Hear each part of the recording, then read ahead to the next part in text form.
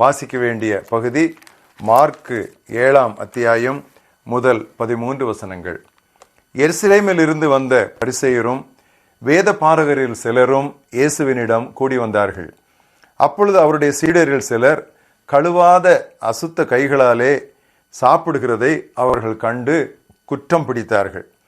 ஏனெனில் பரிசேயர் முதலிய யூதர் அனைவரும் முன்னோர்களின் பாரம்பரியத்தை கைக்கொண்டு அடிக்கடி கை கழுவினால் ஒழிய சாப்பிட மாட்டார்கள். கடையிலிருந்து வரும்போதும் ஸ்நானம் பண்ணாமல் சாப்பிட மாட்டார்கள். அப்படியே செம்புகளையும் கிண்ணங்களையும் செப்பு குடங்களையும் மனைகளையும் கழுவுகிறதும் அல்லாமல் வேறு அநேக ஆசாரங்களையும் கை கொண்டு வருவார்கள். அப்பொழுது அந்த பரிசேயரும் வேதபாரகரும் இயேசுவை நோக்கி, உம்முடைய சீடர்கள் முன்னோர்களின் பாரம்பரியத்தை மீறி ஏன் கை கழுவாமல் சாப்பிடுகிறார்கள் என்று கேட்டார்கள். அவர்களுக்கு அவர் பிரதியுத்தரமாக, இந்த மக்கள் தங்கள் உதடுகளினால் என்னை கனம் பண்ணுகிறார்கள், அவர்கள் இருதயமோ எனக்கு தூரமாய் விலகி இருக்கிறது என்றும், மனிதருடைய கற்பனைகளை உபதேசங்களாக போதித்து வீணாய் எனக்கு ஆராதனை செய்கிறார்கள் என்றும் எழுதியிருக்கிறபடி மாயக்காரராகிய உங்களை குறித்து ஏசாயா நன்றாய் தீர்க்க தரிசனம் சொல்லி இருக்கிறான். நீங்கள் தேவனுடைய கட்டளையை தள்ளிவிட்டு மனிதருடைய பாரம்பரியத்தை கை கொண்டு வருகிறவர்களாய் கிண்ணங்களையும் செம்புகளையும் கழுவுகிறீர்கள் மற்றும் இப்படிப்பட்ட அநேக சடங்குகளையும் அனுசரித்து வருகிறீர்கள் என்றார்.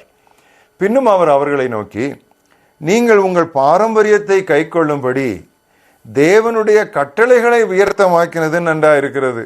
எப்படி எனில், உன் தகப்பனையும் உன் தாயையும் கனம் பண்ணுவாயாக என்றும், தகப்பனையாவது தாயையாவது நிந்திக்கிறவன் கொல்லப்பட வேண்டும் என்றும் மோசே சொல்லியிருக்கிறாரே.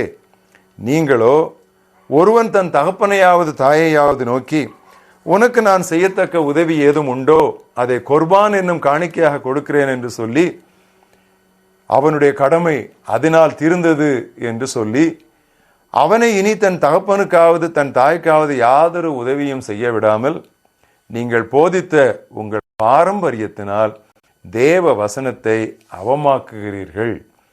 இது போலவே நீங்கள் மற்றும் அநேக காரியங்களையும் செய்கிறீர்கள் என்று சொன்னார்.